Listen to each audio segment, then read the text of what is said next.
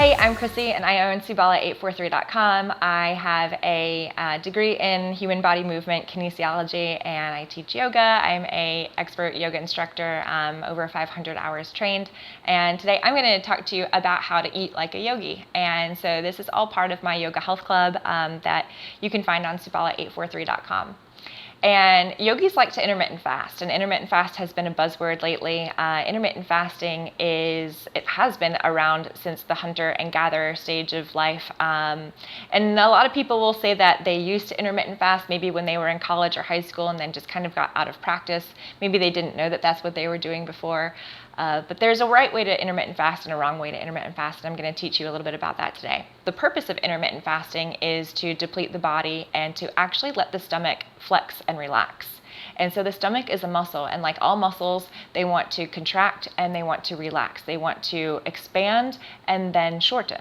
And so when you talk about the stomach, and you will just say that this is the stomach, when you fill the stomach up with food, it gets this big. And then if you continue to fill it with food and continue to fill it with food, it never has that opportunity to actually go back to its normal size. And intermittent fasting helps this, okay? So when you actually let the stomach completely empty, that's when true hunger is there. And you'll probably notice that when you just eat and eat and eat, and your stomach actually hasn't had an opportunity to empty, you don't actually feel satiated. You don't feel satisfied by the food that you're eating because you're just piling on and piling on and piling on more food into an already full stomach. And so when that happens, that's when we have a tendency to overeat. When your stomach had the opportunity to contract all the way down to its normal size, empty size, and then you fill it, we feel fuller. We are satiated by the food that we're eating. We're happier with the meals that we ate because they taste better, they feel better, we feel better. So that's the first reason about how intermittent fasting works.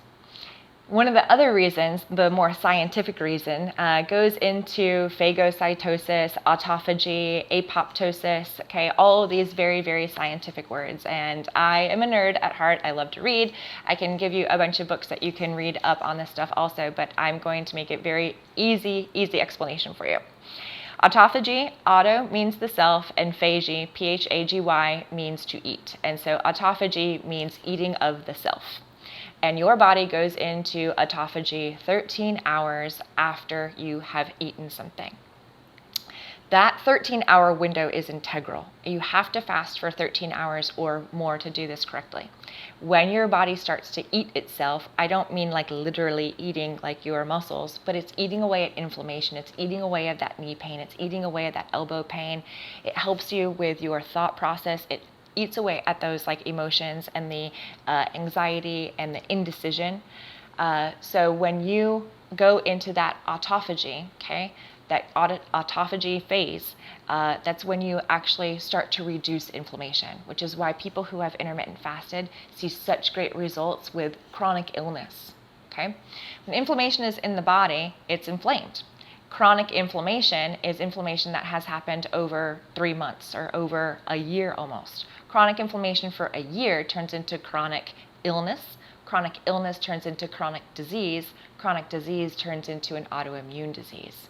And so we want to avoid inflammation at all costs. It definitely serves a purpose. You want to avoid that chronic inflammation. Autophagy helps this.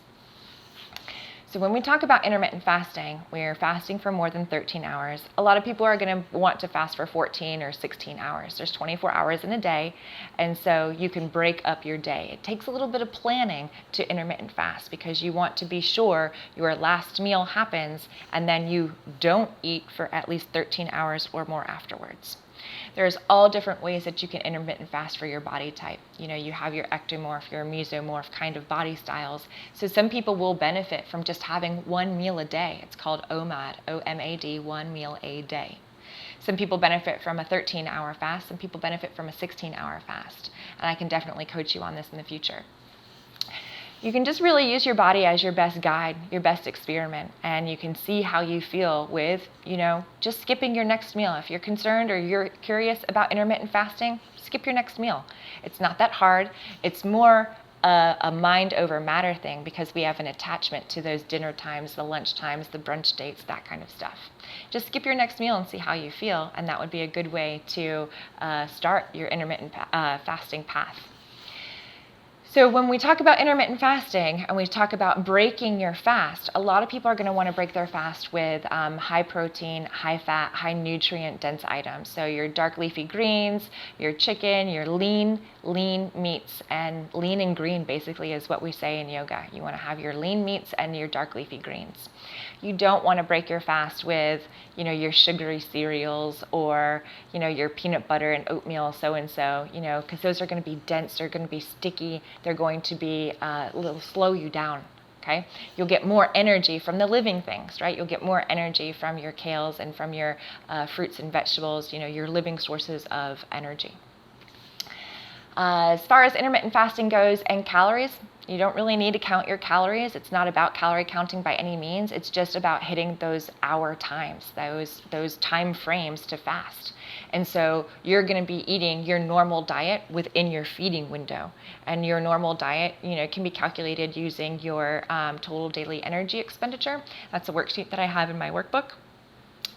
You're going to be eating all of that during your feeding window, so you don't really have to, finagle or maneuver your calories at all. Of course, if you're on a weight loss journey, then you would want to decrease those calories. If you're on a weight gain journey, you would want to increase those calories, but it's all about that feeding window in particular. So family buy-in is super important when we're intermittent fasting, right? So you want the people that you are living with, the people that you spend your time with to be on board with this eating schedule that you're going to be on. But sometimes it doesn't happen that way. And so it's absolutely okay to just try it out. If you are the chef of the household and you're the one who's cooking dinner for the kids and they don't get to eat until 9 o'clock at night, you don't have to eat with them. You could eat before that, and maybe you can enjoy like a cup of tea or a cup of warm water with them while they're eating. Of course, it would be great to have that family buy-in and have that opportunity to have those meals together.